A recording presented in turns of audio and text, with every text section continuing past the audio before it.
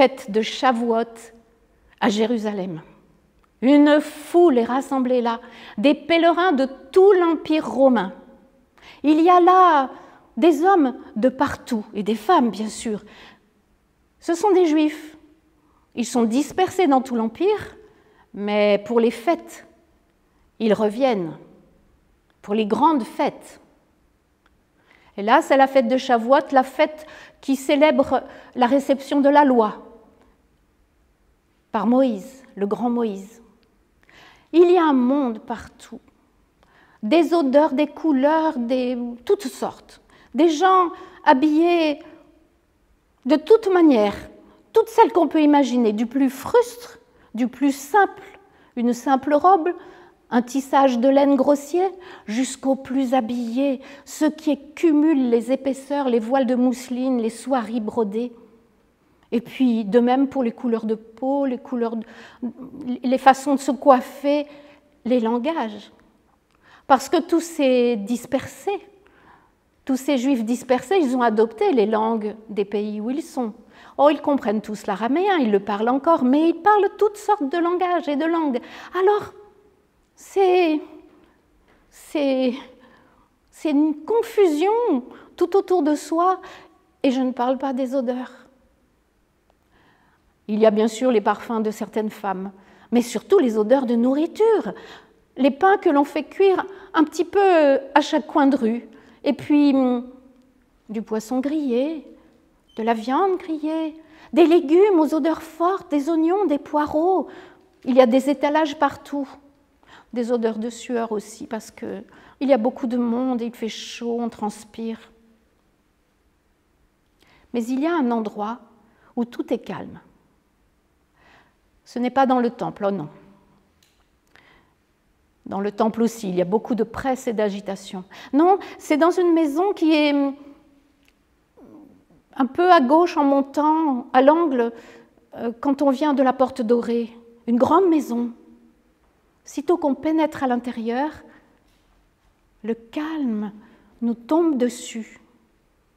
Il y a d'abord l'entrée, un peu sombre, mais toute fraîche. Et puis le jardin avec ses senteurs, ses fleurs, sa verdure. Les pièces tout autour, mais ce qui nous intéresse, c'est la chambre haute. Il faut monter l'escalier. Et là, en haut, il y a une grande pièce sous le toit. Du côté de la rue, les murs sont aveugles, pas de bruit. Du côté du jardin, tout est grand ouvert. On peut sentir, on peut regarder. C'est comme une oasis de paix. Et là, dans cette grande chambre, dans cette grande pièce, il y a beaucoup de monde.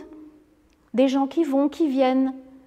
Là, il y a des hommes qui discutent entre eux. Ils parlent d'un certain Jésus. Ils parlent de son enseignement. Ils parlent de miracles qu'il a fait. Et là, il y a des femmes qui pleurent et qui rient alternativement. Elles pleurent parce qu'elles parlent d'un Jésus qui est mort sur la croix. Et elles rient parce qu'il est ressuscité, qu'elles étaient là, qu'elles ont été surprises. De temps en temps, il y a des serviteurs qui apportent quelques fruits secs, des boissons. Tout semble paisible, mais il y a quand même une petite tension dans l'air. C'est que tous ces gens attendent quelqu'un ou quelque chose. Ils ne savent pas très bien. Parce que Jésus, après être mort, il est ressuscité, d'accord, mais il est remonté au ciel. Et il leur a promis qu'il allait leur envoyer l'Esprit Saint. Alors ils ne savent pas trop si c'est quelqu'un, quelque chose. Il a parlé d'un cadeau. Il a parlé d'être immergé dans l'Esprit Saint. Il a parlé de l'Esprit Saint qui allait descendre. Et tout à coup, il est là. Il y a un bruit de vent, comme d'une grande tempête. Et pourtant pas de vent. Et puis des flammes comme du feu, mais qui ne brûlent pas, comme celle du buisson ardent qu'a vu le grand Moïse. Des flammes sur leur tête. Et tout à coup, ils sont dehors, dans la rue.